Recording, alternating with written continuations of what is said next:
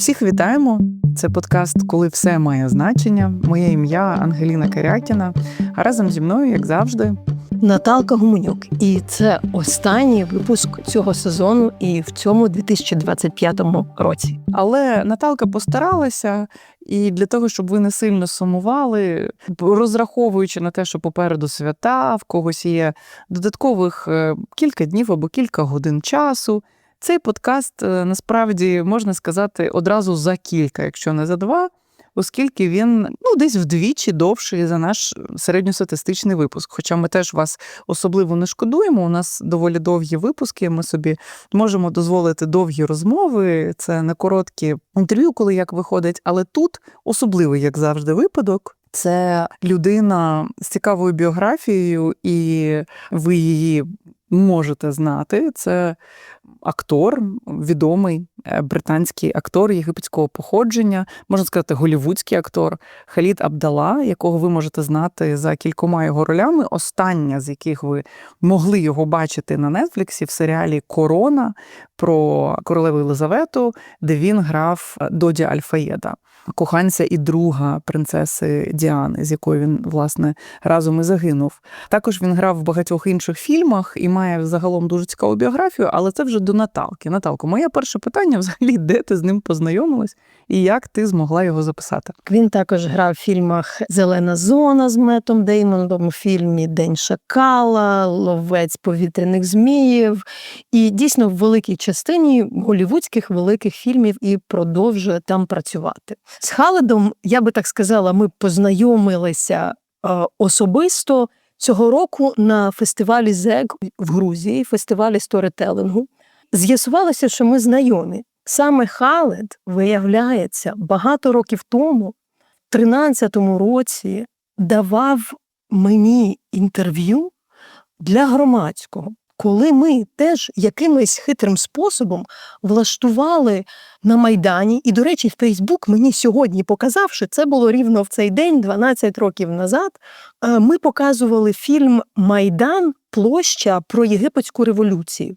Ми спочатку його показували на Майдані, в Вільному університеті, а потім був ефір на громадському. Отримали права, цей фільм був відомий, там американо-єгипетська режисерка про повалення режиму Мубарака. І влаштували дискусію в студії громадського, покликали туди відомих людей, але це було тільки початок громадського, там навіть і переклад якийсь був дуже складний, синхронний. Власне, виявилося, що Халид був ось тим спікером. Він мене в очі не бачив, бо тоді був скайп. Коли я не буду йти в деталі, бо я це згадую, що коли я на фестивалі побачила відому людину, я подумала, що я його звідкись знаю, потім зрозуміла, так це ж актор, а потім все-таки зрозуміла, що це людина, яку я знаю. Власне, з цього почалась розмова, і виявляється, що він постійно згадував цю розмову, відколи взагалі почалася Велика війна. Він повсякчас повертався своїми думками до того, що ця розмова була. Колись він на якесь українське телебачення включався, виявляється. І він про це думав, і почали ми говорити з ним спершу, звісно, про Єгипет, про революцію. Він був спікером цього фестивалю, він говорив про, власне, свій досвід, який мені дуже імпонує, тому що я додам, окрім того, що Халид відомий актор, і чому він говорив про цей фільм «Площа», він був героєм цього фільму, але він також був активістом Мосірін. Це відомий колектив режисерів єгипетських і медійників, які фактично почали транслювати революцію в Єгипті, записувати відео. І революція арабської весни, вони фактично також тоді почалися з величезної кількості відео в Фейсбуці, в Ютубі, де завгодно. І він був одним з ініціаторів цього. Тому єгипетська революція була для нього важлива, і це те, з чого почалося. Ми говорили про революції на Майдані і в Єгипті, і варто додати, що російський президент Путін був першим лідером, який підтримав контрреволюцію в Єгипті і вітав нині нового єгипетського авторитарного лідера Сісі, на чому Халід неодноразово наголошує. Але насправді ми хотіли записати цю розмову з певною метою. Халід є активістом, окрім всього. Він є активістом, який постійно всюди говорить про потребу припинення геноциду в Газі. Він відомий тим, що на червоні доріжки різних нагород, премій ризикує і виходить, скажімо, там з гаслами зупинити геноцид, звільнити заручників, домовитися про перемир'я, які пише в себе на долонях. Він доволі така публічна фігура, яка готова виступати на центральних телеканалах, тому йому важливо про це говорити. І, власне, ми говорили про те, що саме там ще почали довгу розмову, розуміючи, що є нерозуміння, є брак солідарності. І саме ця розмова про такий арабо-український діалог і певне нерозуміння перспектив одне одного, як проблему, це і було темою, яку ми обговорювали,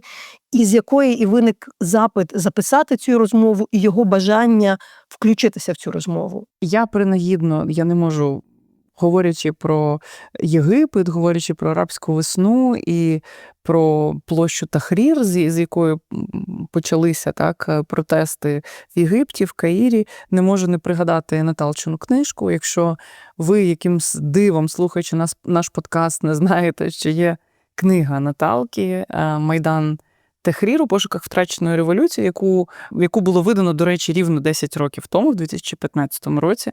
У вас є можливість її почитати, і якщо ви її десь знайдете, Наталка, я не знаю, десь продається ще? Вона ще десь продається, і навіть в нас є кілька випусків. Ми можемо найкращим, не знаю, придумати, що ми зробимо, щоб наші Напишіть нам в коментарях, що вам цікаво, ми щось придумаємо.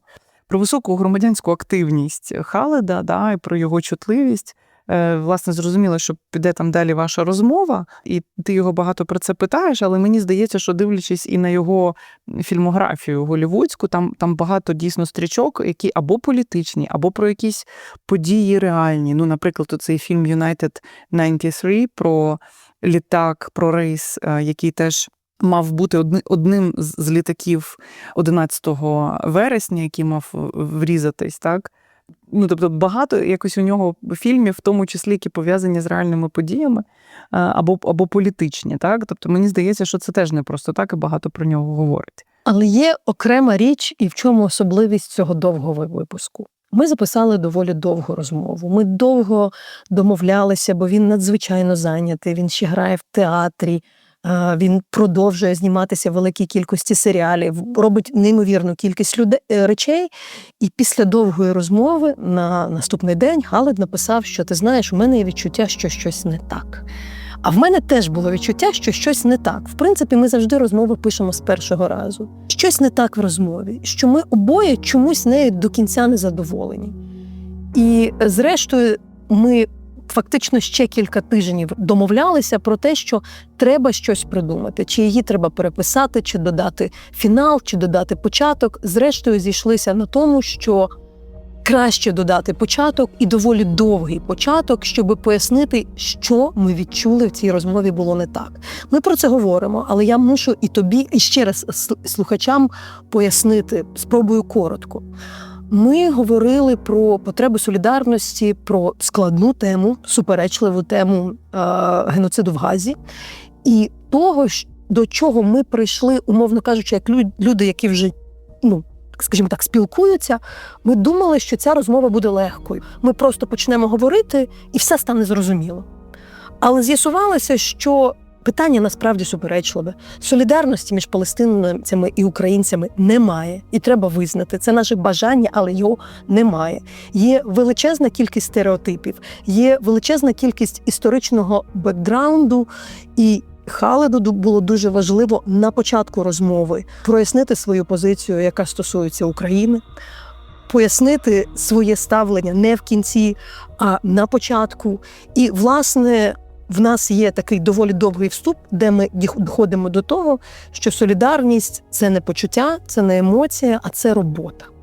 І, власне, ви почуєте так само, де Халид звертається прям з проханням тонким до слухачів слухати і ставитися до цієї розмови як чогось дуже важливого, як чогось дуже особливого. Я чесно скажу, що для мене це дійсно одна з якихось найважливіших розмов цього року.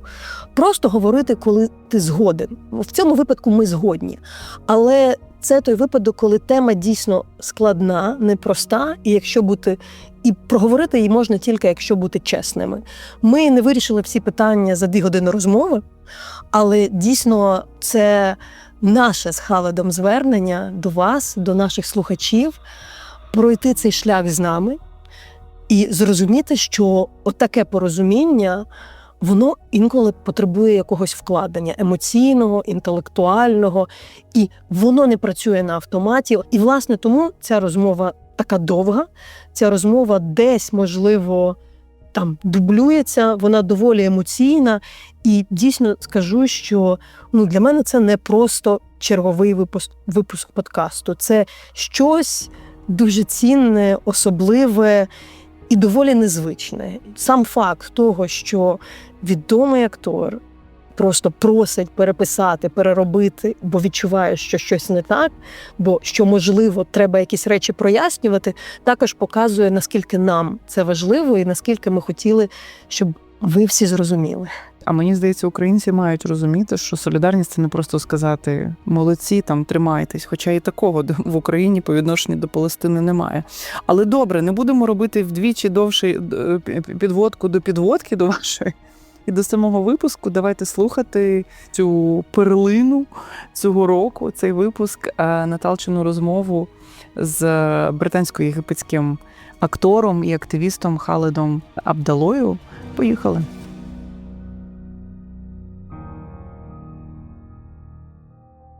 Ми дуже дякуємо нашим слухачам, вам за ту підтримку, яку ви здійснюєте для цього подкасту, зокрема для роботи наших чудових колег, звукорежисерки Люби Гук і редакторки Іри Лопатіної. І на прохання ваше ми це зробили. Ми створили на сторінці лабораторії журналістики суспільного інтересу не просто сторіночку, де ви можете донатити за реквізитами, але й можливість робити одноразовий донат і регулярний донат. Довелося нам попрацювати над цим, але тепер це можливо. Знаю, що ці донати приходять.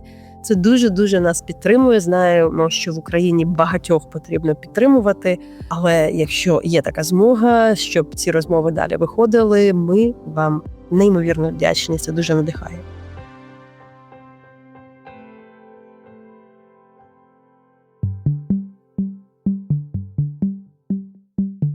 Khalid, good to be again in the conversation, and it's unusual start for us because we adding something on the conversation we've recorded a few weeks ago, because both of us understood there is something either lacking or something we felt a bit uncomfortable. And after long discussions, I'll probably explain what it is, and then you answer that. But I think we acknowledge that we wanted to speak both about Palestine and Ukraine. And since we kind of know each other or had a previous conversation and indeed feel the level of solidarity, I at least thought it would be automatic, like it would be easy. And it would just flow from the Ukrainian and Arab perspective. But during the conversation, we understood there is a history behind us. There is a geopolitics behind us when, like the parties which enable genocide in Palestine are supporting Ukraine. The sides which are opposing Israel may be the ones which are, fighting against Ukraine. And then we started to speak not from human being on personalities who know each other, a journalist, an actor, but somebody speaking on behalf of the societies, addressing the different audiences, which probably are quite of unusual one. I'm trying to kind of reach out to, or through you, to speak more or less on behalf of various Palestinians and Arabs, and you were also trying to speak kind of on behalf. And I think that was very, very complicated, one thing. And the second, indeed, that there is no genuine solidarity in the Ukrainian society. There are complex relations with Israel. There is misunderstanding of what's going in Gaza. It's maybe something I wish, but it's more complex. So I clearly understand that there would be more, maybe not debunking, but maybe people won't accept it that easy as myself. So that was my challenge. But it was you who kind of insisted that we needed to add something. Again, it's quite unusual for us. Why? What we want to fix now with this introduction? I kind of wondered if we should have the whole conversation again. And it's hard for me now, as I'm speaking, imagining someone listening. This is what they are first encountering between us, and then they will encounter the conversation that we had. And I guess at some level, it's important to return to why we want to have this conversation and why we wanted to have this conversation, and also why I believe there is some sort of special energy in terms of what we're both carrying culturally and politically that we feel has something valuable to explore that hopefully an audience listening will feel. I think something that happened in the conversation, which I want to foreground, is that we had already met, you and me. And some part of what needs exploring, even emotionally, between us happened when we met in Georgia. And so we were able to start our conversation without needing to say things that at some level need to be said. I feel I need to say to a Ukrainian audience right at the beginning of a conversation that I don't feel like that can be taken as given. For example, I feel like I need to declare my solidarity right from the beginning. I don't know exactly who is listening to this conversation, but I recognize that I am speaking to an audience who, most of whom, if not all of whom, have been living war and the displacements of war for years. And I also come at this with levels of ignorance that I also feel is important to acknowledge as I enter this conversation. I think part of the reason we want to have this conversation is because deep down, I think it's fair to say, there should be deep solidarities between the struggles that we're part of. And yet we live in a world in which that is not really the case. There are reasons why that's not the case. That creates sometimes hurtful forms of ignorance, but that actually need exploring if those solidarities are to become meaningful. Part of what we have experienced, and I think we're sort of I don't know what to call us, but just individuals, observers, or whatever we are, there has been this very painful comparison over these last 2 years in particular. I mean, it happened at the beginning as well, but differently, more in relation to Syria or in relation to refugees, right? But this very painful comparison that is kind of being pushed upon us as to, well, if you're doing this in Ukraine, why aren't you doing this in Palestine? Or if you did this for Ukrainians, why don't you do this for Syria? Whatever it is, right? That creates something very sensitive, hard to know how to explore safely in a way that is deeply trusting. Because that's fundamentally what I end up thinking this stuff needs. There are complexities in relation to Ukraine and Ukrainian history, in relation to both struggles that we're talking about also, obviously in relation to the war with Russia, but also in relation to Israel. There are complexities on the other side, obviously, about Palestine and the relationship geopolitically of the Arab world to the countries that are most foregrounded as being the current allies of Ukraine in the war with Russia. To unfurl into that in a way in which I think also perhaps we could learn from each other is part of what I hope this conversation can give. And maybe in terms of the conversation we had, that I don't know, maybe the listeners are about to listen to, unless we decide, you know what, let's stick with this one. But is a kind of conversation where some aspect of what we had already talked about when we were in Georgia wrong-footed us perhaps into presuming things that we could take as given. So we maybe didn't have enough of an opportunity to explore the raw, vulnerable things about how actually, I mean, since we had the conversation, because obviously you're going through currently issues in relation to the supposed ceasefire negotiations or what it's going to be, right? Ending the war. And actually, I was in a Sky News interview where I was going in to talk about Palestine, and these two things were right next to each other, as they often are, right, in the news cycle. And I was watching. And it was crazy, there was a guy, I guess a soldier, in Ukraine talking about Donbas and trying, and being asked this question to explain what it would mean to lose it. Because it's, as I understand it, it's on the table as something which is like, well, we're just going to give that to Russia. And he's there sort of saying, how can I explain this? It's like, imagine it's somewhere that's yours in your home and someone takes away your home from you. And this is exactly the exact same words that Palestinians have been using for 80 years plus. Exactly the same words, exactly the same metaphor. And yet, we live in a world where we can't take those solidarities as given. And somehow there are these contortions, whether it's through geopolitical power or the guilt that exists as a result of history, how that manifests in what we're comfortable talking about and what we're not comfortable talking about. That means, as you said, that those solidarities that we would hope should exist don't exist.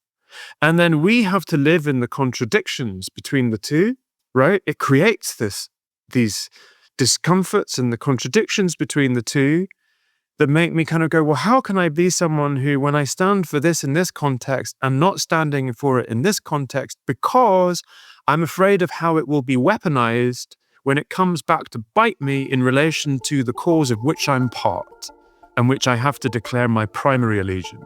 That's a really hard dance, intellectually and politically and in words and emotionally even in terms of what happens in a conversation, to be able to really hold. And that's why I have this other argument in me which hopes that actually we had started the conversation that we had where we are now.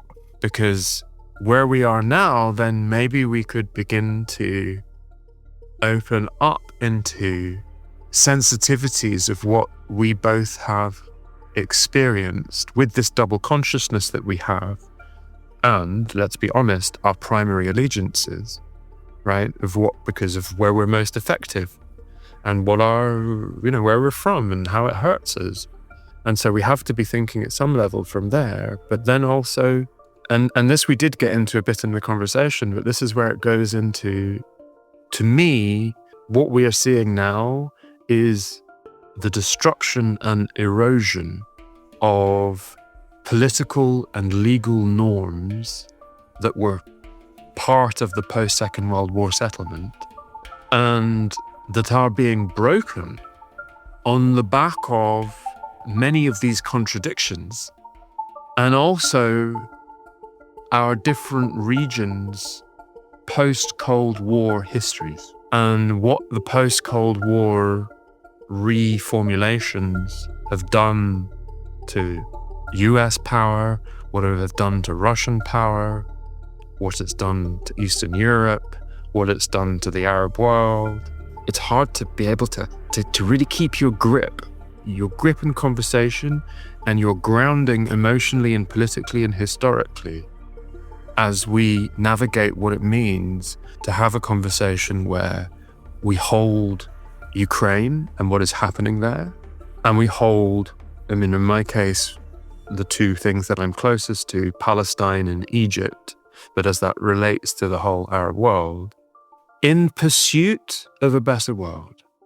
Because I care, and you care, And I believe everyone, I hope, who's listening to this, who's still listening and still maybe intrigued, where are we going to go from here? Because we care.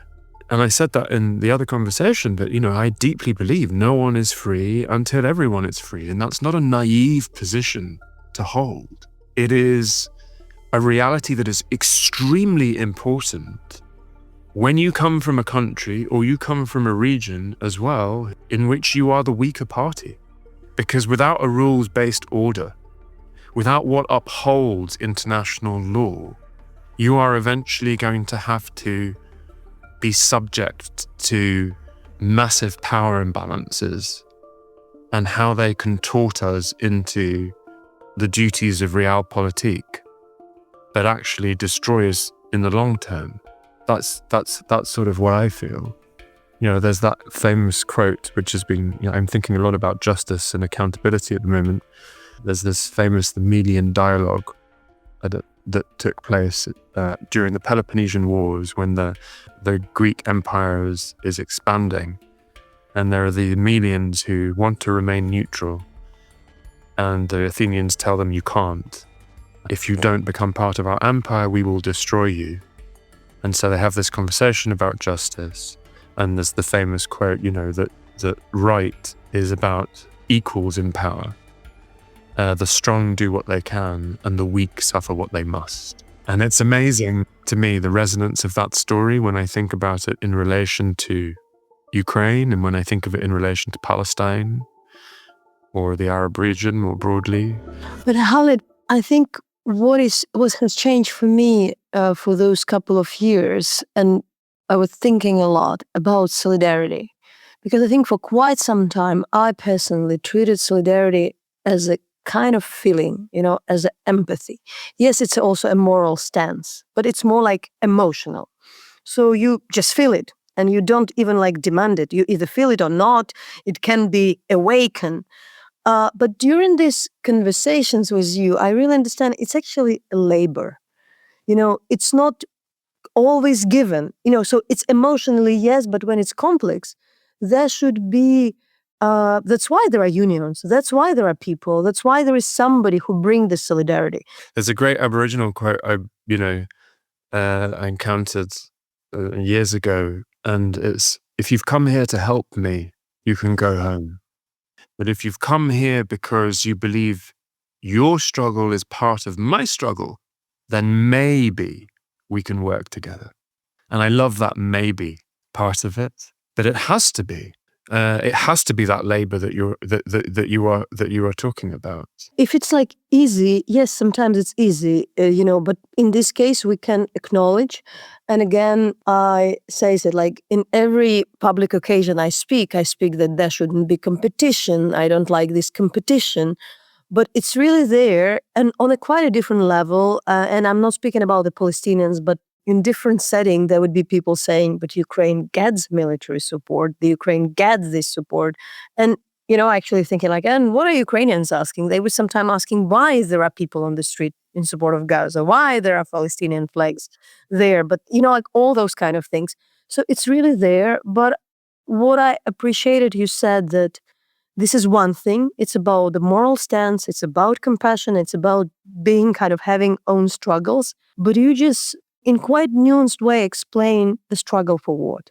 It's my struggle, your struggle, but it's also a really struggle for, a different world. And I do think that's why it's worth it. It's not just a struggle for each of us to share something and help each other, but therefore this is a labor. Why I want to engage in this labor, even if it's not easy, mainly because the aim is quite clear, exactly what you have defined. The world where there are some rules. This is why I feel this conversation is so precious, and why part of me returned to, oh shit, I think we need to do this again. It is rare for this conversation to happen. If it's not delivering for whoever is listening in the way that they would want, then maybe they'll stop listening, or it will stop doing what I feel it has its potential to draw in, that kind of actually really essential labor to heal what has been going on in this comparison, and what forms of ignorance, which I have to freely say I have, right? And I'm sure you might have, or others listening might have, where that don't get addressed because one, the conversation is rare, but two, even when it's rare, it's really too hard to quickly go into the stuff that is sensitive. And so it just gets forever deferred.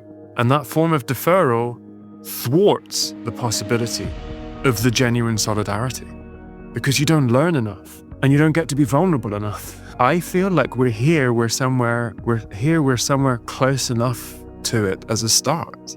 So part of me wants to go, like, well, where would we go from here? Rather than, what did we get wrong last time? But I agree with you, that labor is interesting in and of itself. If we are to stop here, then I would just ask whoever listens to to gently hear what we were searching for and maybe didn't find as part of what maybe has to be a longer kind of labor. But I do suggest that we would stop on this, because somehow I understand that there is no way to explain everything through the one conversation. I do think that it should be done in chunks for the audience as well. Like that there is no one conversation which will explain. It's just like the part, or like the one when you go, because it's bigger than we. I think you're right, but I think what you can achieve is the feeling of it.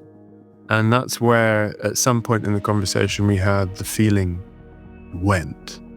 And it kind of surprised us, it surprised me. And I was worried about the ways in which it would be painful, because also, I'm going to say this again, we are holding those audiences as well of the causes that we care about most, but also not most, but that we're closest to, and how we hold that. But this time round, this draft, this is what it became. There can be something beautiful in accepting that. Amazing to have you. Amazing that you have found the time to talk more or less about everything. First, I probably would return to this conversation and I tell about this kind of a bit embarrassing moment, because Facebook sometimes bring you to this time, that amount years ago. And I remember vividly that there was this photo, because usually we have the photos of the guests of the program we used to have like a decade ago. I was still working at Hromadske, and there was Khalid Abdalla. It was very close, sometime before Georgia. And then when you were there, I'm like, this person looks similar. I'm saying like, my God, it's embarrassment. It's a famous actor, of course. It was winter 2014.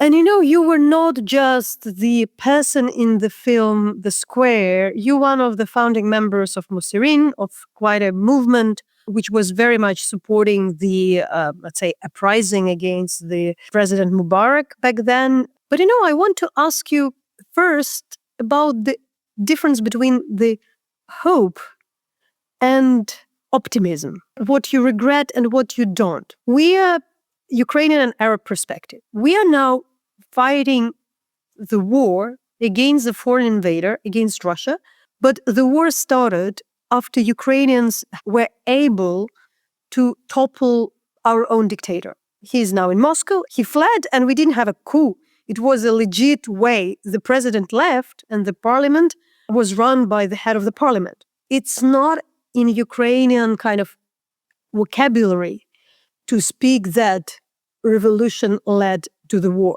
because it didn't. The war shouldn't have happened. Russia used the moment of weakness. But if you really speak about the Arab world, about Egypt and some of the countries, there would be those who say things went wrong. We had another dictator. We had, the activists being behind the bars. In Ukraine, disregarding the war, we didn't have the counterrevolution. The people who, in the end, were in the streets in 2013, 2014, they're now in power. They're in government. We are fine. There is a war, but it's not us being toppled by a Ukrainian dictator. It's a different in Egypt, but there were different periods. How do you see today what has happened? Could it be different in a way that some people might regret, some people might not? Some people would say that's the only way it could be, but then things went somehow.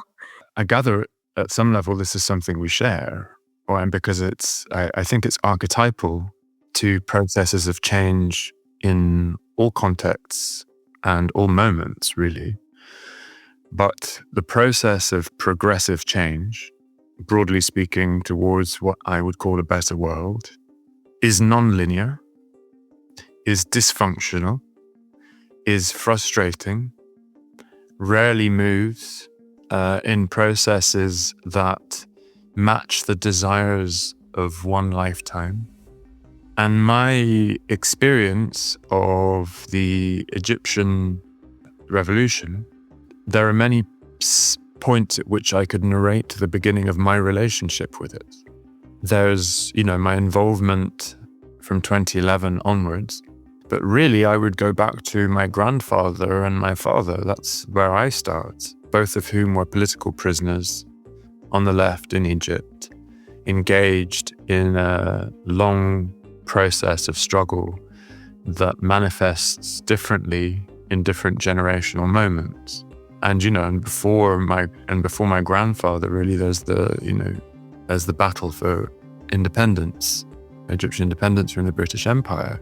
And so these long kind of arcs of history are something that I always have to include in my sense of the story of what it is to demand revolutionary change and then encounter a counter-revolution, which almost always happens and has always happened, whether for the French Revolution or for any other form of revolution. There is the intention of where it was supposed to go and then very often where it does go, which is generally more repressive and so on.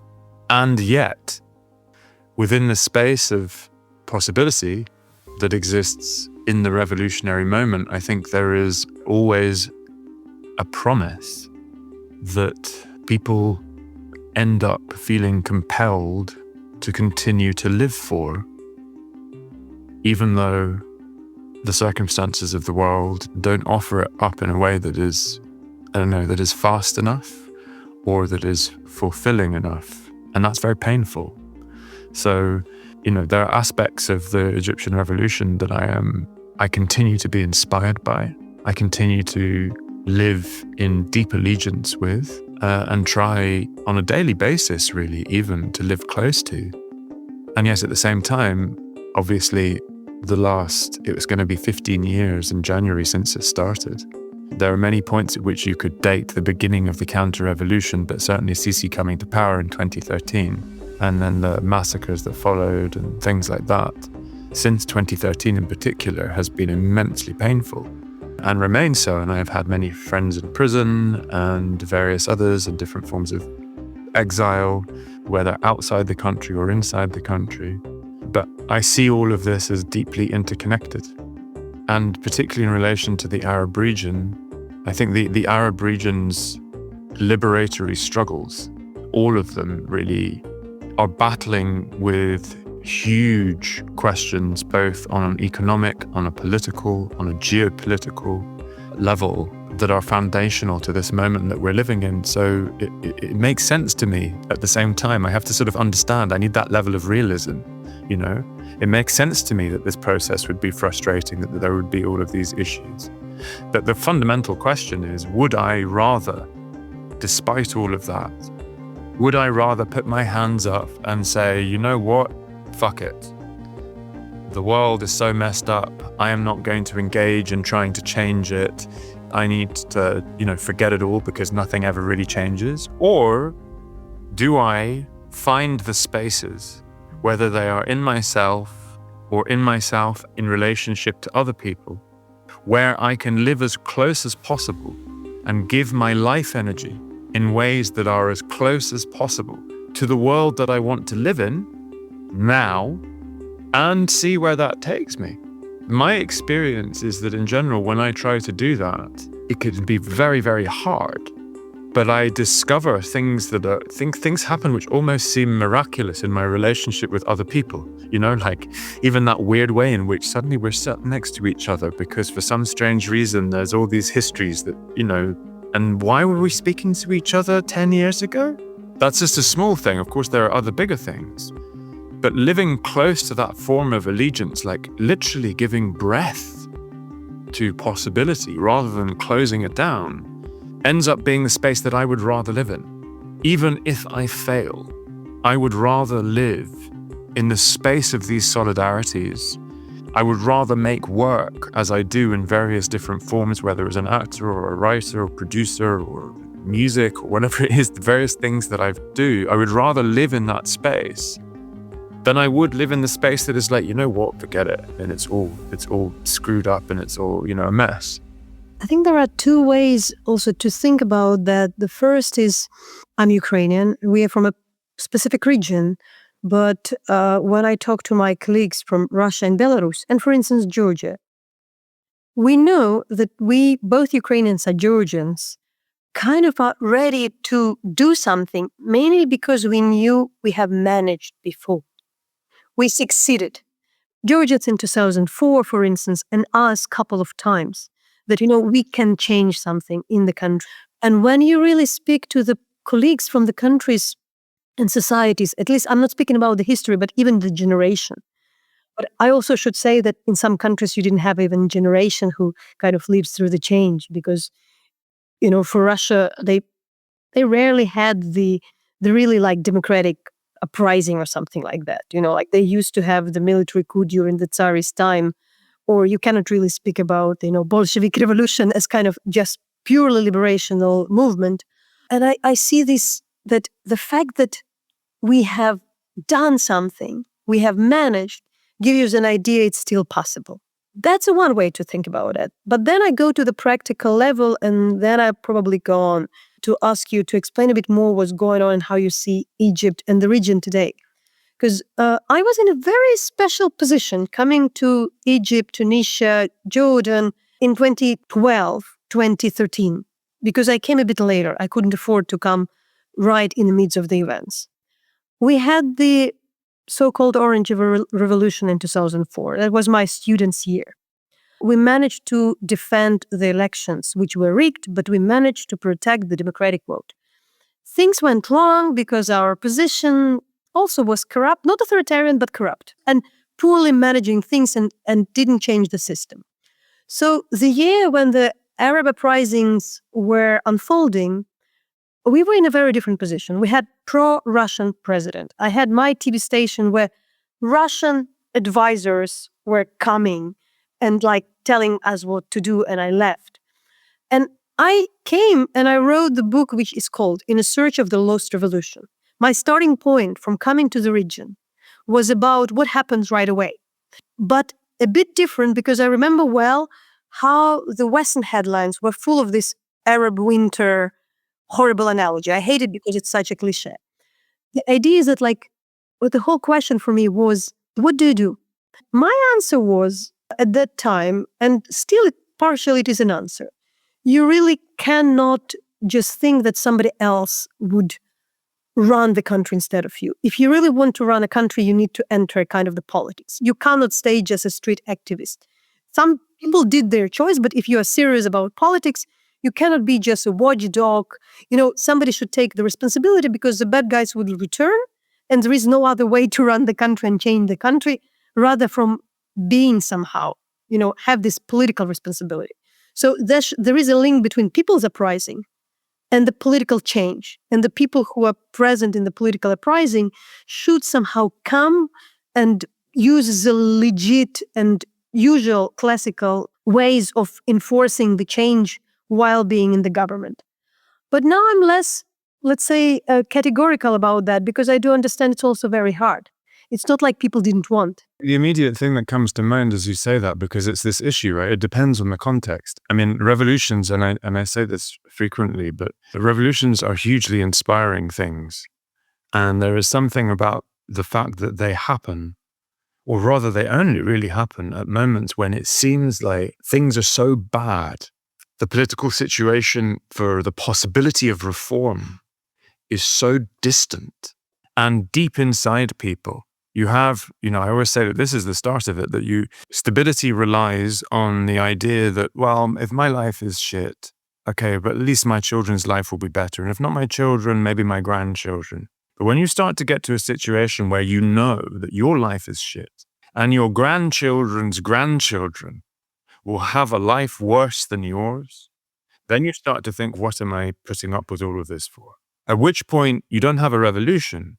You have a revolutionary, kind of a becoming revolutionary situation amongst communities, a feeling of the desire for rupture, but not knowing how and when and where it's going to come from. It's just, it exists inside the kind of fabric of a society.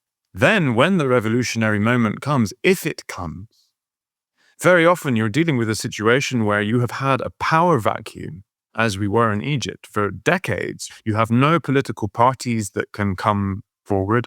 You have judiciary, you have the police, you have all the infrastructures of the state already, all the interests of business and everything working in the direction of the world that created the nightmare you were in.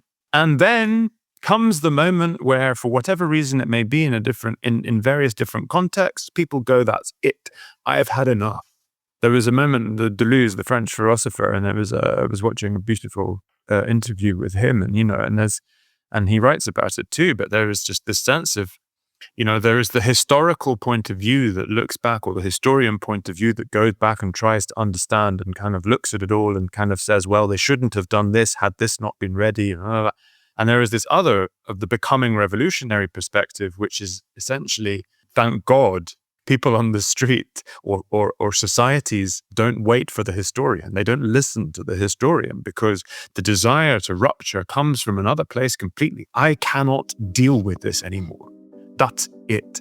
I am done. I don't know what else to do. And from that opens possibility. And this balance between the brain that tries to think, how can we do this, versus the compulsion to find a way through a reality that won't give it to you, a way through, creates these tensions which become intergenerational. And there's a reason why the people that do it end up being the people who multi-generationally were probably in prison. You're living something that is bigger than the idea of, well, I can see how it's possible. No. So then when you then have the revolution or the rupture, you have to deal with the rot that created the situation alongside the desire of people who very understandably are saying, I only have so much tolerance for this instability and the anxiety that comes from it. I have to feed my kids. I want them to have a better life. I don't know how to deal with all, and that creates the desire for a strong man, or it creates, which is what it very often is, that just kind of says, that's it, everyone go back, and you have the huge repression. The joke that I told, which it's worth telling here. You were asking about optimism. What's the difference between an optimist and a pessimist? And the pessimist says, well, things can never be worse than this. And the optimist says, oh yes, they can. And the thing I love about that joke is that it means to really be an optimist, you have to have inside you the sense that you have to accept and know how bad things could be and will be, and yet still have the possibility of hope. Still be willing to live for the possibility of something different. Speaking more broadly here, I look at the context of Palestine. What more is there after a genocide? What am I supposed to wait for in order to not change the rules of how I relate to the society around me? I am an Arab of Egyptian heritage. I told a little bit about the family and political prison, which, to cut a long story short, results in me being born in Scotland. My entire life, I was born in 1980, which, if you think about it, is only 13 years after the 67 war, when, the West Bank and Gaza were occupied and so on. I have lived my entire life pretty much with the unrelenting slaughter of Arab bodies. I went to university in the year, 2000. 2001, 9/11 happens. The year I come out of university, we're in the war in Iraq. Almost every year of my life, there have been thousands upon thousands of Arabs being killed. My whole cultural relationship with how I live with all of this, where, on the one side, if you try and make the positive change in the Arab region, you will be in prison, or you will be killed, or your life will be. And then in a broadly speaking Western or global North context, you're living in the silence of not being allowed, really not being able to talk about the issues. That Palestine is a massive taboo issue. all of the questions around, well, why is there Islamic terrorism, as it's called, or why, all of these kinds of questions are not dealt with at root cause and with their necessarily complexity. And specifically in relation to Palestine, you're also kind of dealing with, there's something around the silence and the taboo, which is, eventually things will sort themselves out and they don't need me to take a risk. And that's a very subtle, intimate contract that exists inside you. And then comes a moment where that silence is implicated and complicit in creating the circumstances for a genocide. Because the lack of discourse, the lack of talking about it and understanding it, has created this possibility where people are just watching this happen and not calling it out. And that it takes almost 2 years and reaching a famine for the scales to fall from people's eyes. Again, inside you, you're in that place where you're like, well, why live by the rules of how things were and how they're trying to reimpose themselves now? There are certain identities, certain cultural histories that exist in the space of some of these tensions.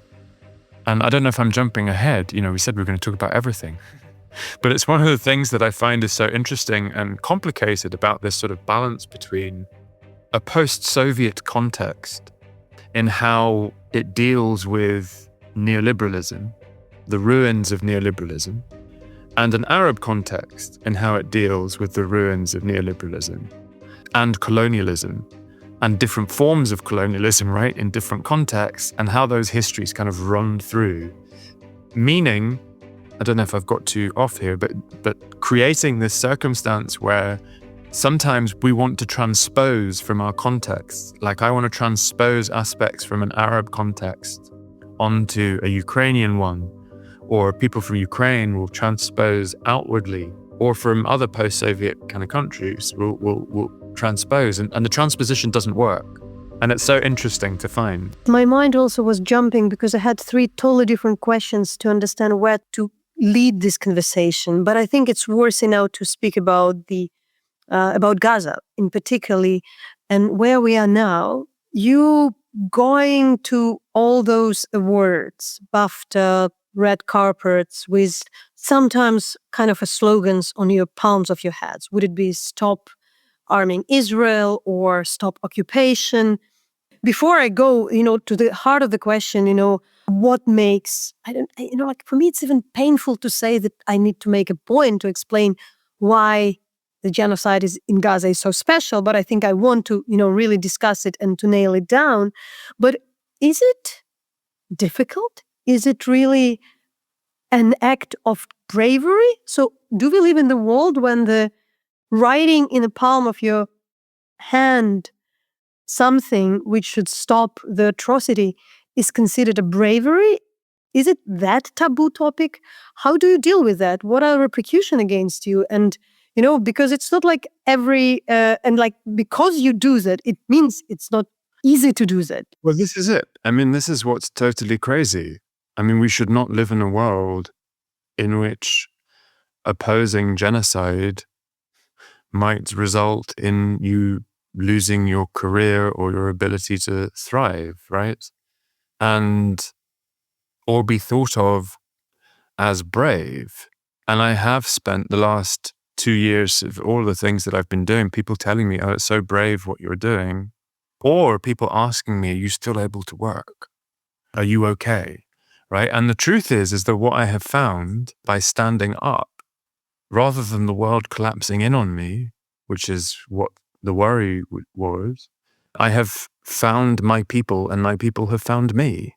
I have found that the spaces of solidarity that exist are far wider than I thought they were. And that has continued to give me courage while moving in this kind of space in which the consciousness that relates to Palestine has been improving. People are understanding, I think, broadly speaking, around the world in terms of what people have seen, the videos, the images, the live streamed aspect of the genocide has brought people to understand things that they didn't before. But that is not the case, clearly, on the level of some of the big powers. and the political class that we have in general internationally. It was a very painful moment. And, we're talking this conversation, the comparison is constantly made, which is such a terrible thing, right, between Ukraine and Palestine that has been going on for these last 2 years. And it was painful at the beginning when Zelenskyy came out in solidarity with Israel, because if you are to look at it from the perspective of understanding both situations, really there should be a solidarity of understanding the Palestinian perspective from a Ukrainian experience. And rather than this sort of competition that has been set up, well, you're doing this for them, why not for them, or who's worse or this, I believe it's been harmful to the just aspect in both causes. Do you think the things are a bit improving, as you say, the conversation? And I want also, there was something we discussed that probably a lot of Ukrainians and people here don't fully understand why Palestine matters so much. What is so special about, in particular, Palestine for all the Arab and Muslim countries as well? Because it's also kind of a symbol of uprising in some way. And I also just maybe would also ask what is also interesting. Usually it's when a Ukrainian speak to somebody foreign, we still are supposed to speak on behalf of the government. Like I need to speak about Zelenskyy, I need to speak about my country policy. And somehow it is the same, like I understand that I'm actually kind of like, I dislike it, but I'm doing literally the same, because that would be the question for me to ask you about, though you are British, you're born in Glasgow, but you'll still ask, but how about the Egyptian authorities? What they are doing to Gaza, are they helpful, and the whole policy of the Arabs regime? But there is something special, as you try to also to say about the people in the Palestine. I think the basic aspect of it comes down to the level of injustice, the length of the injustice, the nature of the injustice, and how painful it is to witness. As soon as you understand it, there is no other place in the world, almost. I mean, obviously there are very bad things in many different contexts. But where you have an occupation of this kind that has lasted now, it will be 78 years in May, where you have this level of apartheid and surveillance, where you have this level of now intergenerational siege, followed by now genocide, and Palestine becomes really the symbol of the extent to which the international community, this is from an Arab perspective, is entirely disdainful of the rights of Arabs and Arab populations, and in turn the forms of repression necessary to maintain it that relate also to the various different Arab regimes that become complicit. You have in all of the Arab countries pretty much a populace who want Palestinian liberation. But very often in those countries, and pretty much all of them, the same people who want Palestinian liberation are people who want regime change in their own countries. So there is massive repression of the pro-Palestinian activist space in all Arab countries. Because in all of those contexts as well, the fight against autocrats and the fight for justice and equality, how do autocrats work? They work by preventing people from being able to gather, by finding all forms of political dissidence something that they want to prevent. And Palestine becomes this kind of political kind of litmus test, but also thing that gathers the energy of people in all Arab countries, but also kind of around the world. At some level, and I really do see this without sort of over-exceptionalizing it, Palestine is where, and Israel, but is where the catastrophic legacies of anti-Semitism and colonialism meet. It creates the nightmare of what has happened and the contortions of the apparent justifications for what is unjustifiable. If you go to the West Bank and, as I have multiple times, and walk in the streets of that level of repression, if you see the wall, or if you see Hebron, which for me is always the most intense, where you literally have walls in the middle of the town that regulate where Palestinians can walk and where they can't, and you are herded through, cattle grids, and now as we've kind of entered the world of sort of hyper surveillance, every face is facial recognition, and you are living under the complete dystopia of repression. Speaking now nothing of Gaza and what has been done to it since it was under 17 years of siege. And then you have a world that claims to care about justice. And you are, international law and all of these things, and you are of the people who are subjected to this level of injustice since 1948 and before. It is an incredibly painful assault on your sense of the world, of justice, on everything. And so it's not Palestine as the country in which Jerusalem exists. I mean, for some people, definitely that might be a motivating factor, or it's important to them and it's an important part of it. But fundamentally, it is the level of injustice. Everywhere else in the Arab region, on the whole, has some form of sovereignty. To live under that level of occupation is just so deeply wrong. And sometimes I kind of think that rather than ask the question that way round, which some people do, and I understand that they do, is like, why Palestine specifically? What about the other way around? Like, why? Why is it that the international system is willing to destroy international law, destroy its universities, destroy its political parties, have this rise of authoritarianism everywhere? Why? And be willing to accept genocide, plain sight, in order to maintain what illusions exactly about what has become a genocidal Israel?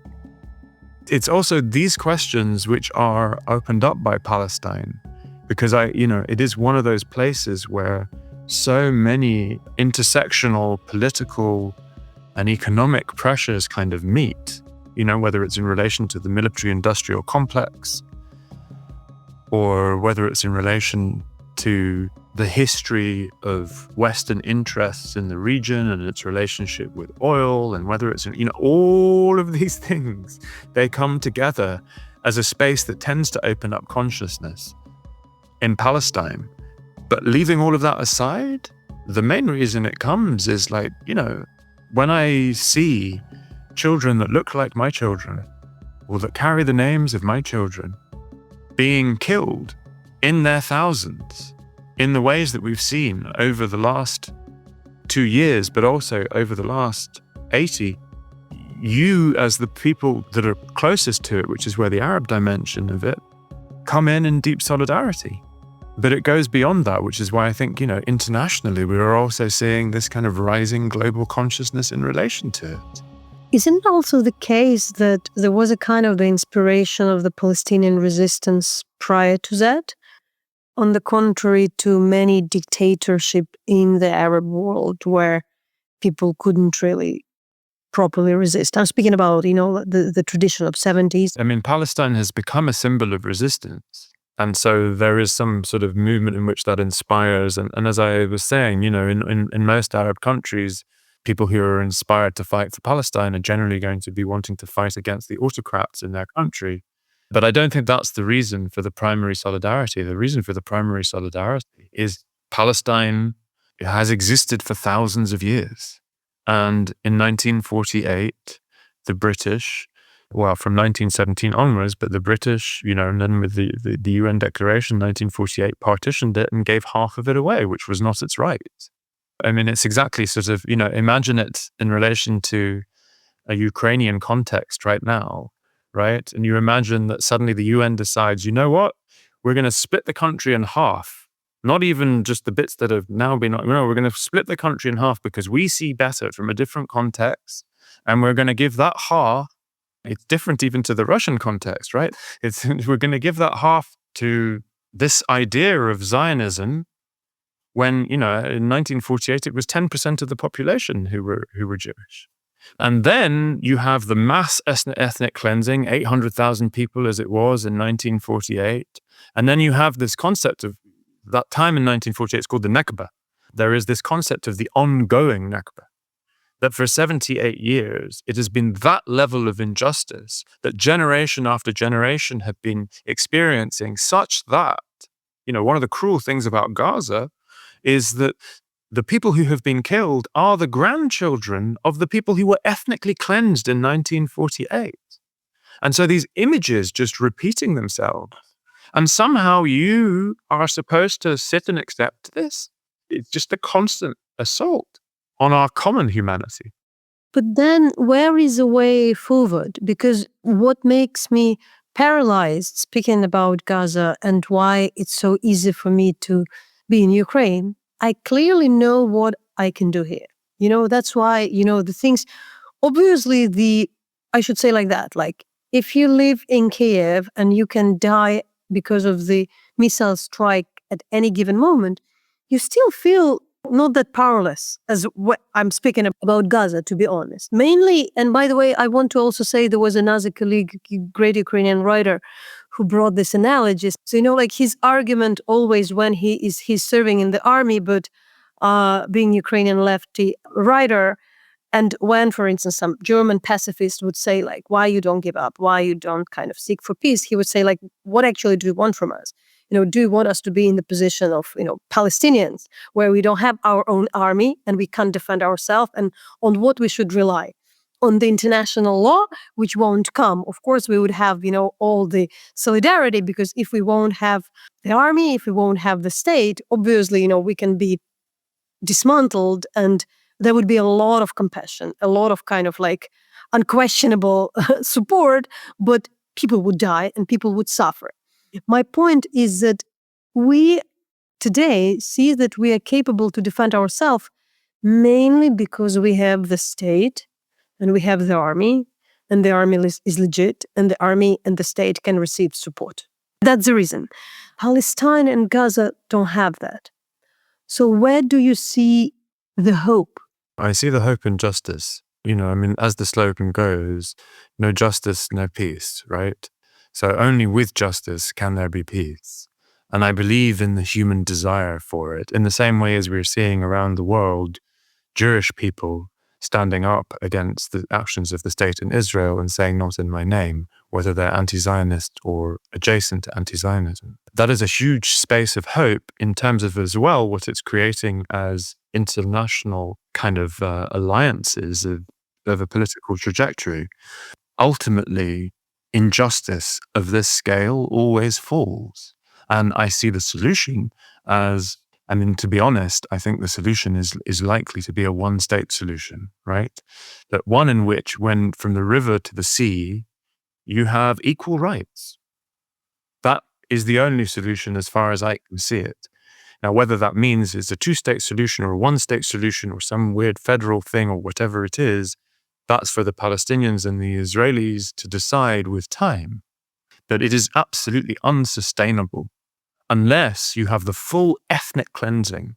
And even then, that is not sustainable, right? But unless you have the full ethnic cleansing of all Palestinians from the land between the river and the sea, then you have a situation of that can only be sustained with a level of injustice that requires high militarization and surveillance in a way that destroys everything and destroys everyone who supports it. So it's very clear to me where the compass is in relation to justice and the compulsion to get there. I hate to say it, but even in relation to, genocide, the genocide is so awful that one hopes it awakens people's understanding of the need for justice. And genocides have a tendency to not be possible to hide. and the consciousness and the awareness grows, there are those in Israel today who do not accept that it's a genocide. I believe in the years to come, they will. And what does that do to a society that gradually comes to understand the legacies of what it has taken to build Israel as it is and maintain it as it is? And is that, with further generations, the future that they want to live in? Or is there some settlement that is possible in the future with a rising consciousness of what it is? I believe in that. I have to believe in that. I think it's the only just path forward. Obviously, I'm getting questions about the war against Ukraine. And people want to have a very clear answer about like when it ends, what are the conditions. But the more we are there, and I'm quite hopeful, about the future overall. The price is very high to be paid, but mainly because I don't see things as given. When I'm trying to look at history, there are a lot of wars and genocides which were lasting for a long time, and apartheids which lasted for decades. But then after the decades, the regimes were falling. But at the same time, there are the countries like North Korea. You don't see the end of it. But also there was a moment when somehow people accepted it as not new normal.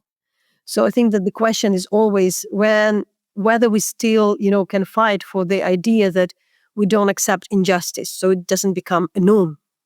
There are a few places in this world where the world, the neighbors, and the societies connected to that accepted that this horrible state of affairs is a norm. So it's also not inevitable.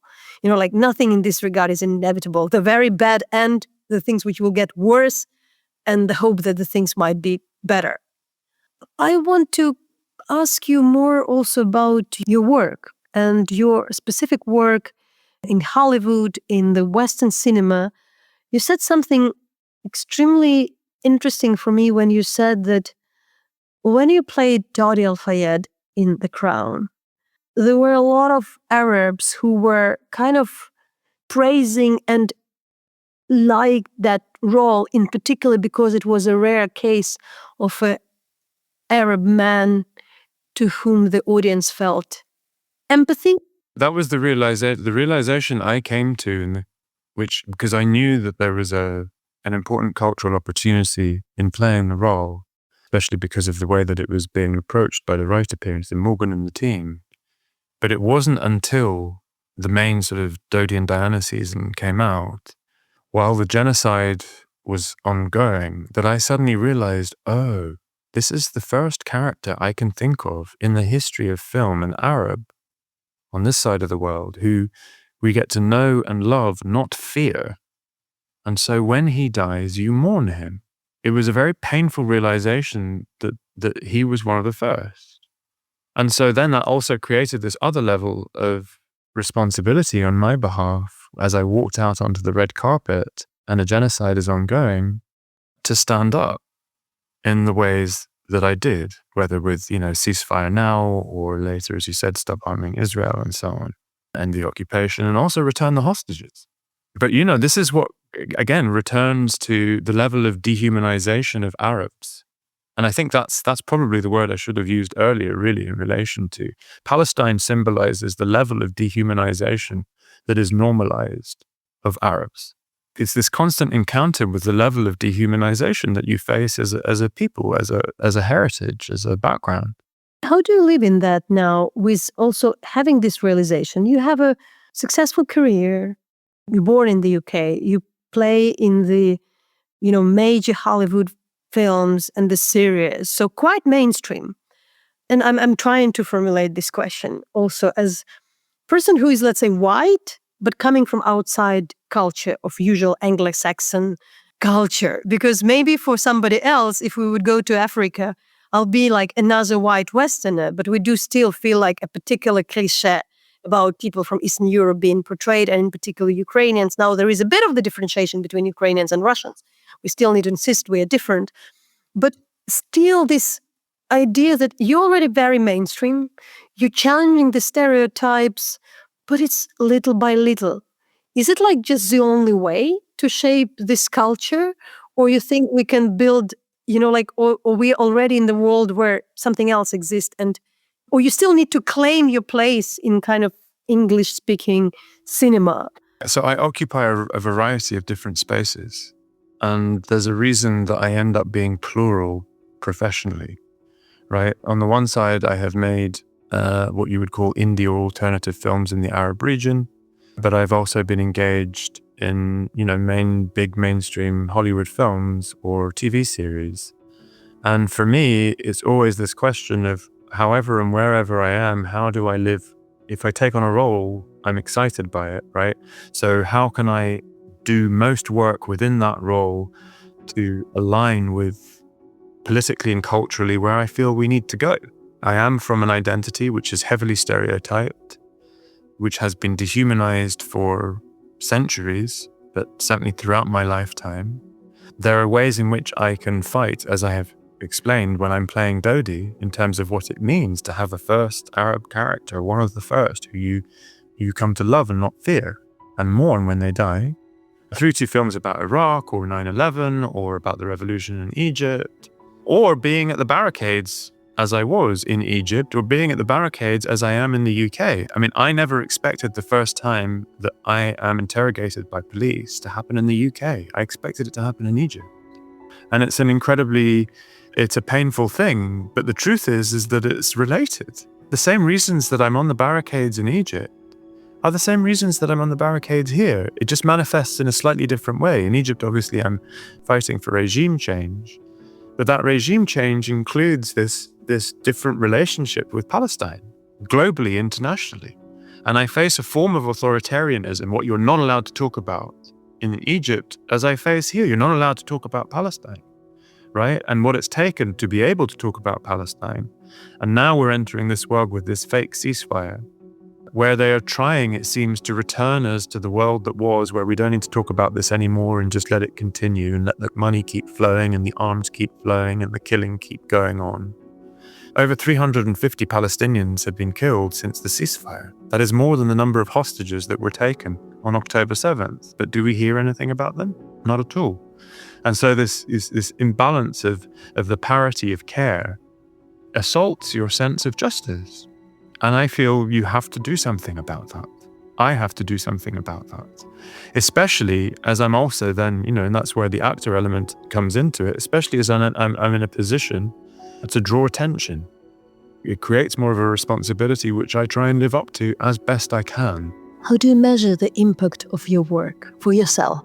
Yeah, I can't measure in that way. But one thing I can say, is that I started when I went out on the red carpet for The Crown, that was November 2023. And it was the first premiere pretty much that happened because there'd been a writer's strike. I was very alone. And I believe that that's part of how kind of repressive forces work. They work by making you feel alone. I don't feel alone anymore. Within my field, there's this Filmmakers Pledge. Over 5,000 people have signed up to it. And you have people all over the world, whether it's dock workers in Italy or people in the music profession, people, in every single profession around the world who are standing in solidarity with Palestine. You can't go anywhere in the world right now without seeing flags of support or graffiti or whatever it is. I don't consider that my work, but I consider myself to have tried to have played my part inside it. And, I'm lucky enough that, most days or a lot of the time when I'm out here or in other countries, people will come up to me and they will say, thank you for what you do, or thank you for what you're doing. I see myself as a part of something collective. I just try and play my role as best I can from the position I'm in. Is the sphere you work, the big global cinema, is it somewhere which can be comfortable for a person like you? Because, we have a lot of prominent actors who come with some kind of a cause. But usually it happens when they are top 5 global celebrities like George Clooney, and it's not something very controversial like supporting Sudan. And I'm not, I'm very supportive for that cause. But somehow you today feel that this field is, at the same time, it's very opportunistic because there are particular messages which are there, at the same time, like now when you're speaking about that, it's like it's very hard to imagine somebody who can be at the same time in the barricades in Egypt, come to the festival in Tbilisi, but also play in a Netflix series. These worlds in my mind don't meet. But they do. That's the strange. I think you started by asking, is it comfortable? I mean, there are moments when it isn't, and there are moments when it's amazing.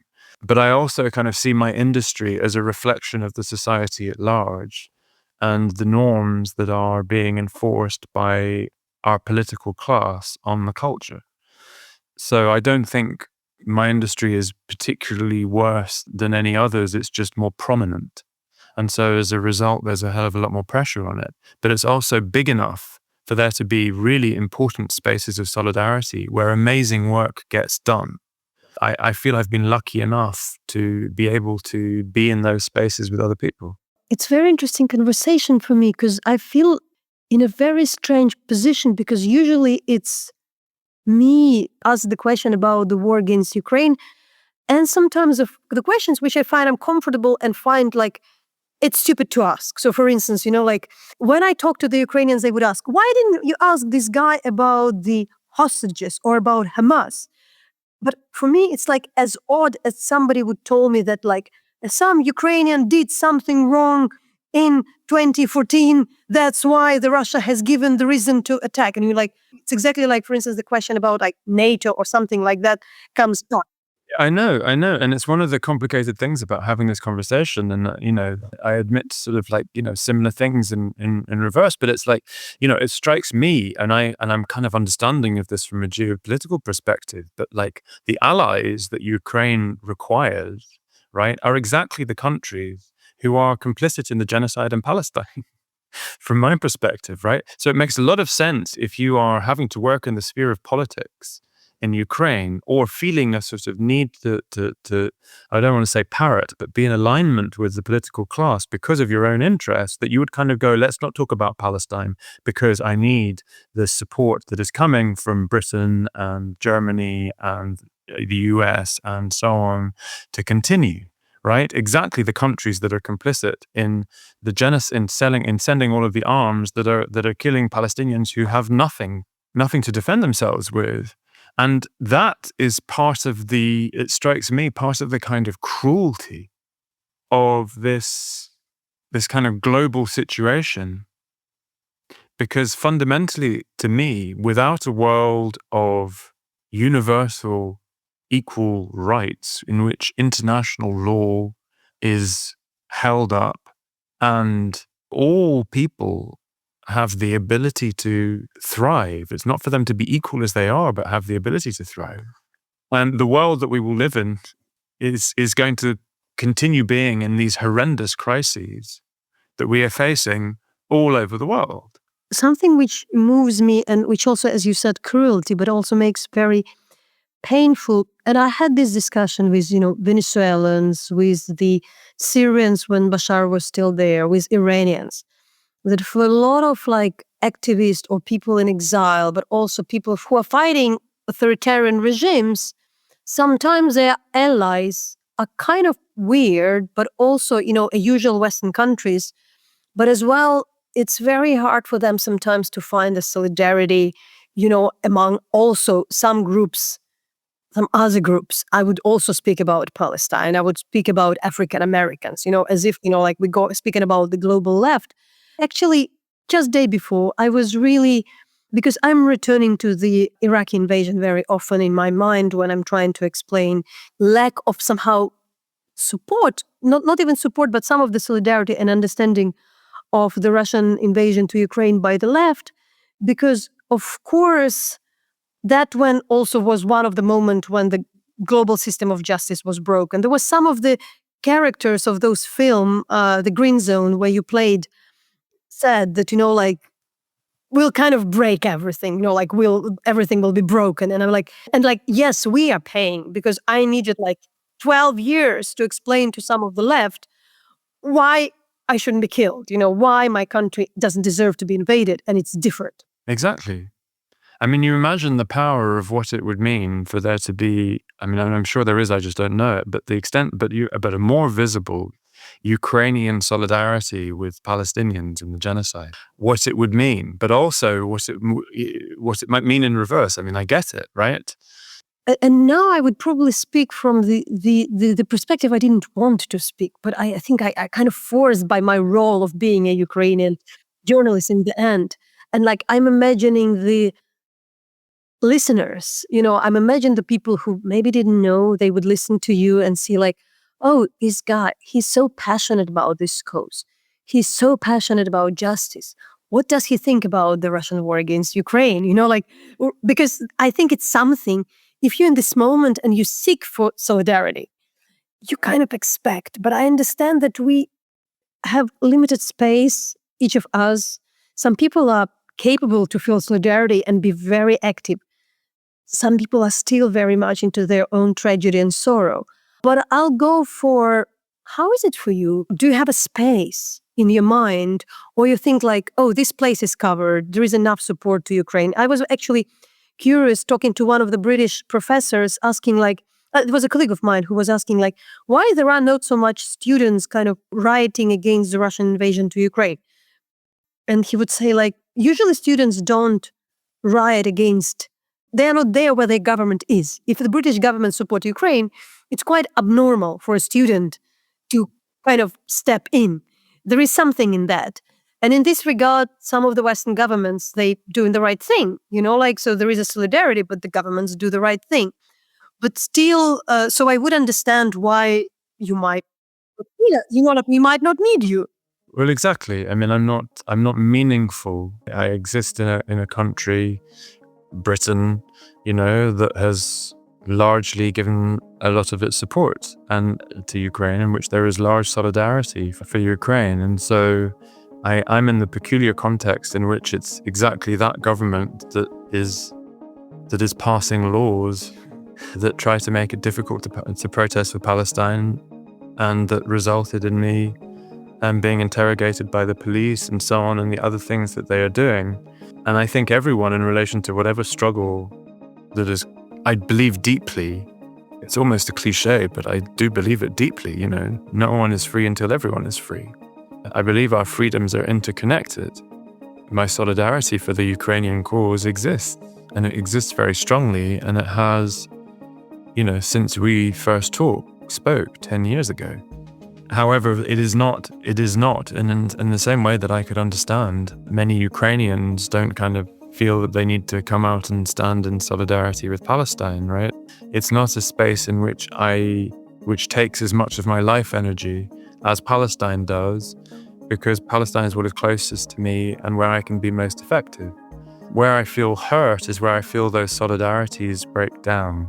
And what I try to do is make sure that the way in which I am either supportive of the causes that I'm closest to doesn't enter a negative space, if you see what I mean. I think sometimes there's a form of silence even that can be, oh wow, can almost turn into a form of a lack of solidarity, rather than exactly what's happening in this conversation, which strikes me as a kind of deep solidarity and a deep kind of trying to search for how can we kind of make clear, either for audiences or for ourselves or for whatever it is, like where the space of our common liberation, right, is deeply connected. And what does that mean as an act of conversation, as an act of living, as an act of action, in actions and so on? It really hurts me to observe when the people who suffer are pushed against each other. I don't know, you mentioned the word cruel, and I do think this is a part which should be overcome, but you cannot expect, because there is so much on our shoulders, there is so much suffering. So you can't also demand the people who suffer. And it's also very strange because sometimes there is this very deep solidarity. Because, like when I had this project, when we bring, for instance, the African editors to Ukraine, and I remember there was not even an editor, an African activist from Uganda, Agata Turair, she's quite famous. She met with me, the lady, we just passed to say hello, her husband was tortured and killed during the Russian occupation. It was middle-aged lady. And it was so interesting how this lady was interested to hear what the people are in Uganda, because it was a horrible case when the pupils were more or less like slaughtered.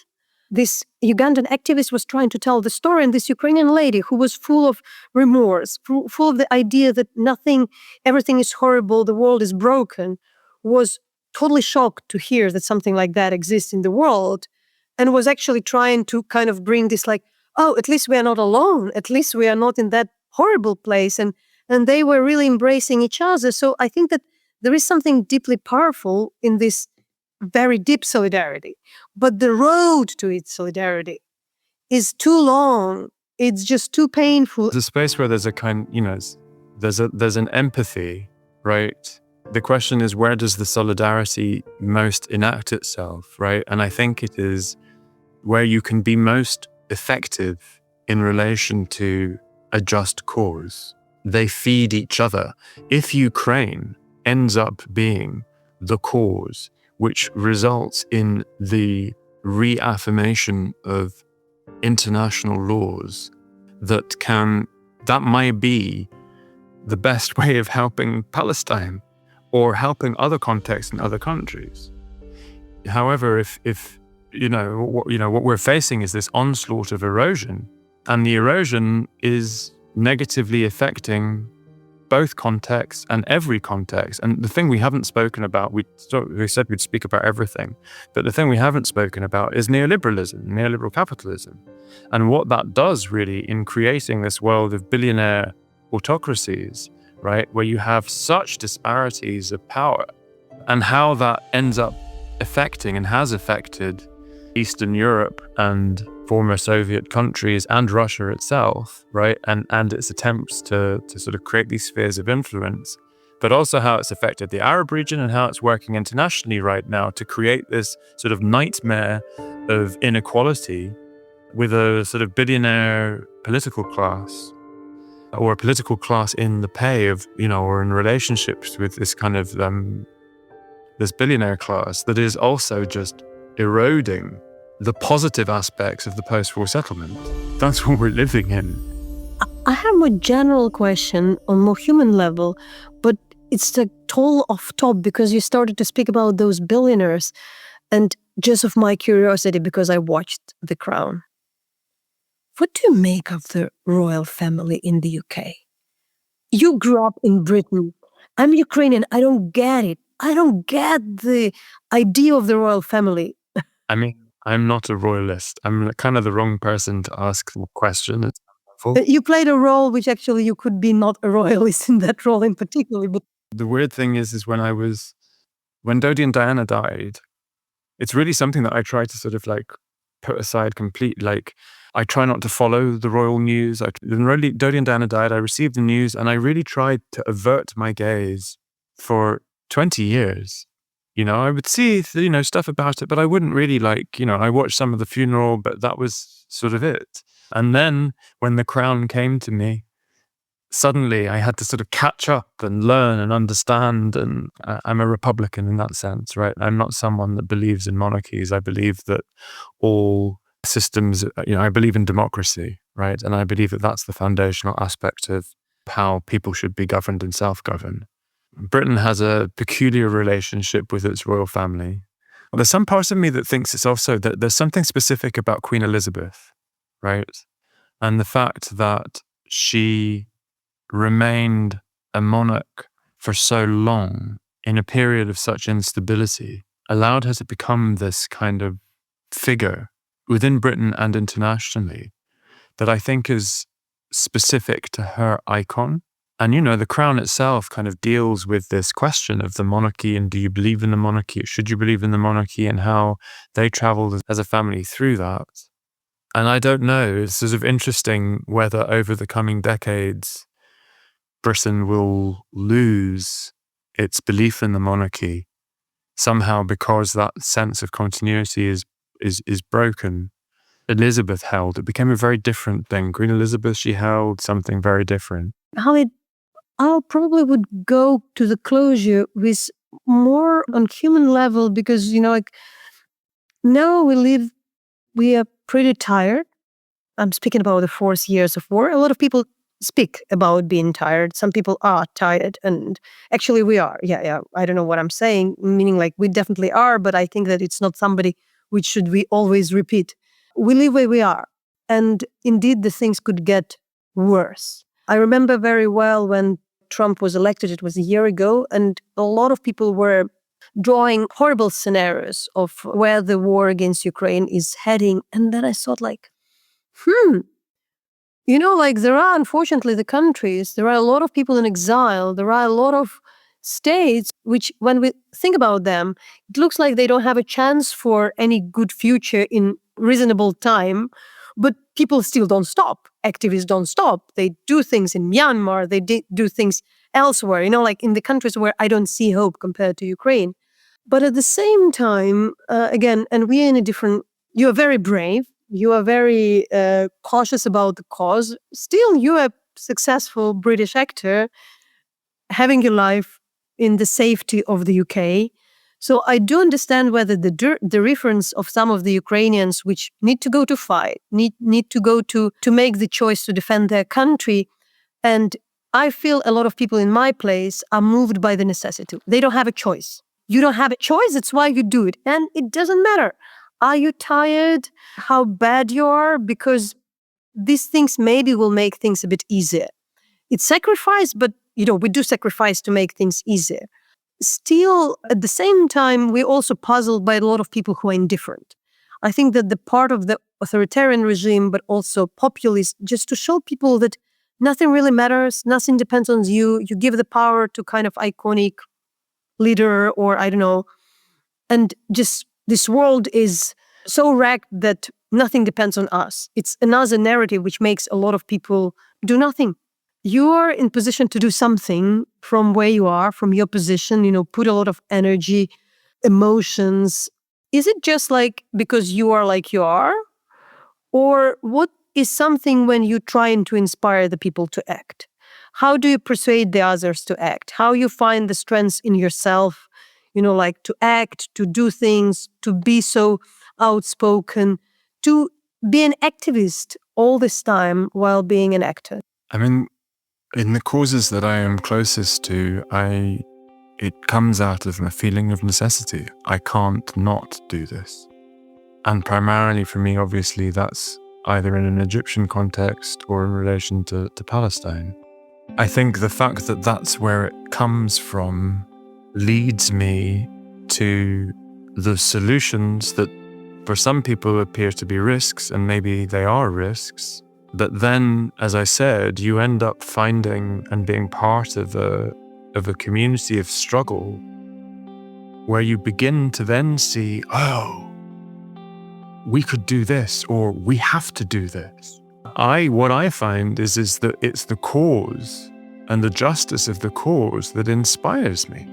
And so whether it's, I was involved in organizing this concert at Wembley Arena, or whether it's other events that I've been involved in, or whether it's speeches that I gave, or whatever it is, or the actions that I have taken, I wept before I wrote the words "Never Again" on my hand, stood on the red carpet at the Golden Globes.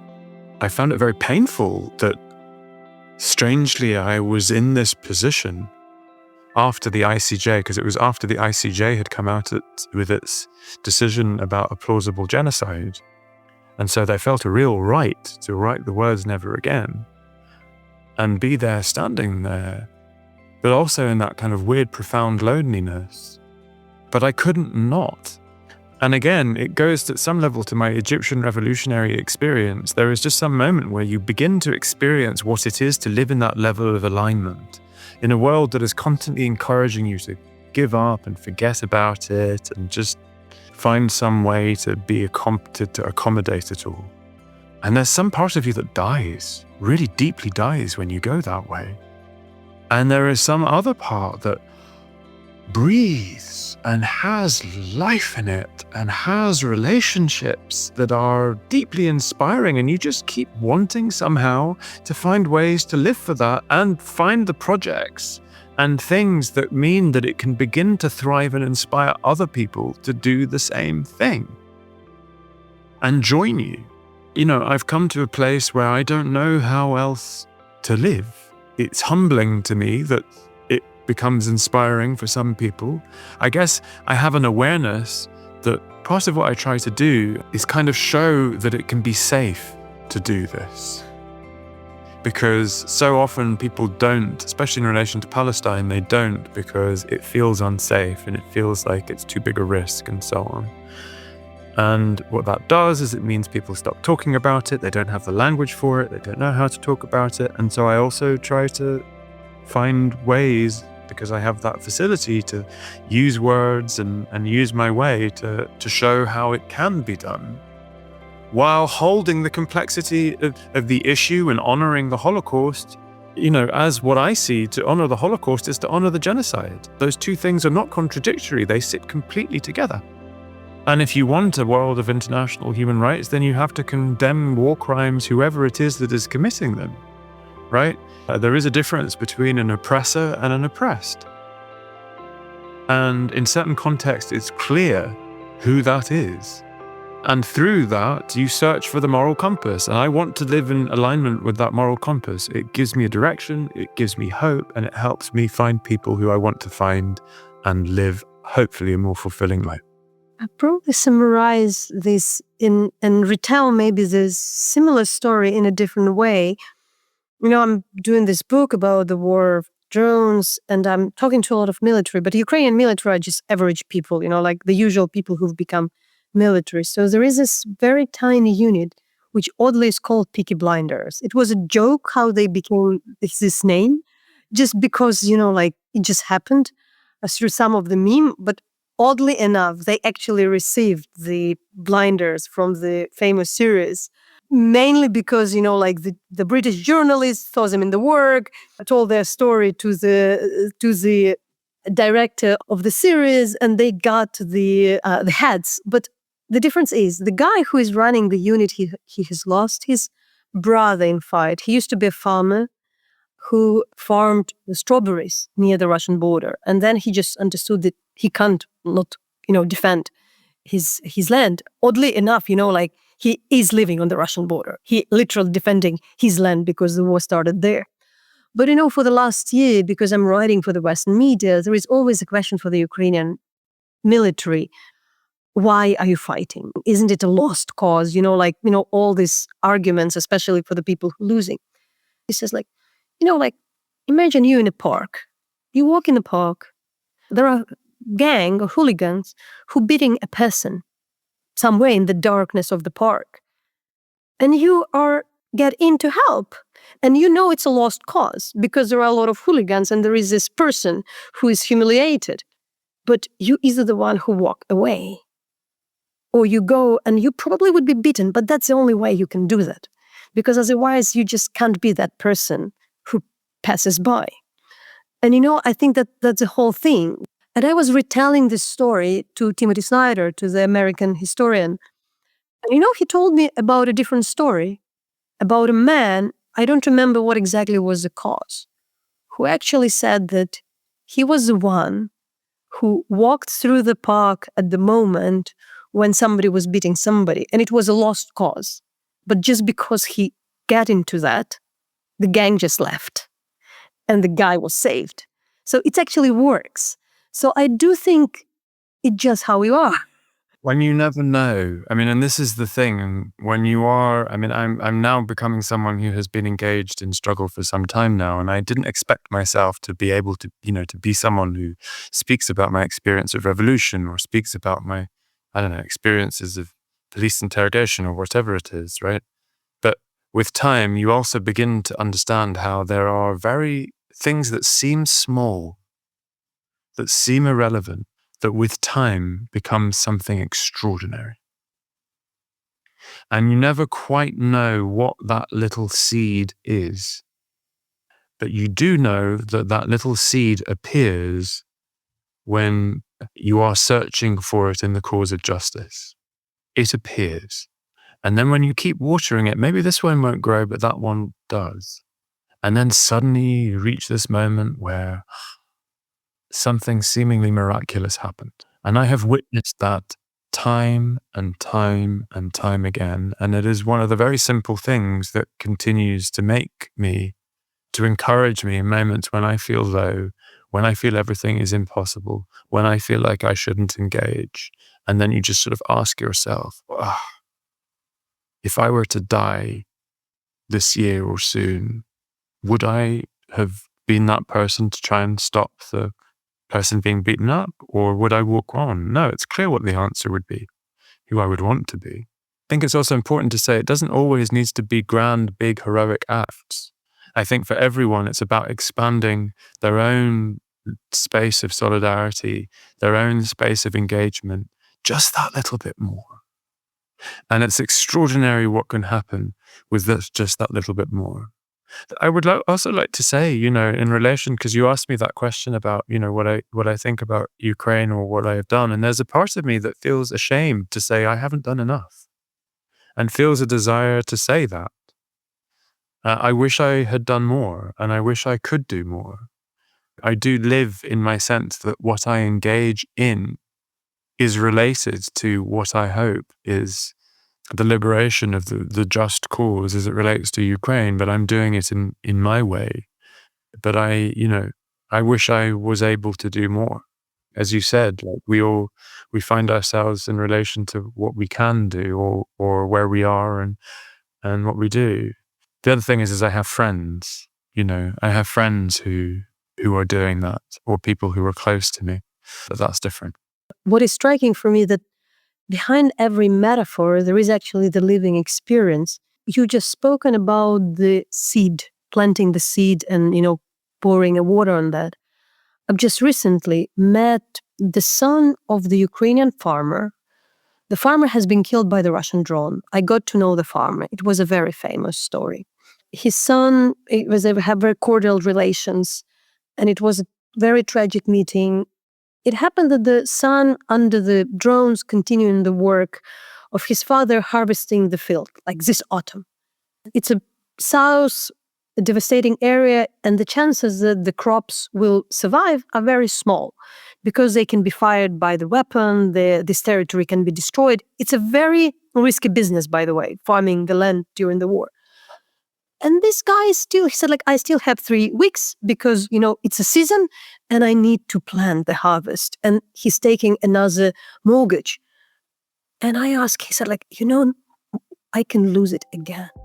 I actually can lose everything. And I've already lost my father. But the point is that it's autumn. I'll farm those seeds. There is a chance that they will grow. But if I won't plant them, they definitely won't. Exactly. And one of the things I'm just as the last thing, because I didn't know this until the war in Ukraine started, but of course, Egypt is one of the biggest importers of wheat. And so much of its wheat came from Ukraine. And again, it's this flow of connections that very often we don't even realize exist. So I deeply hope that story and that field that you speak of planted is part of this, deep, real flow between us that has also been in this conversation, I hope, metaphorically and realist, in real world terms.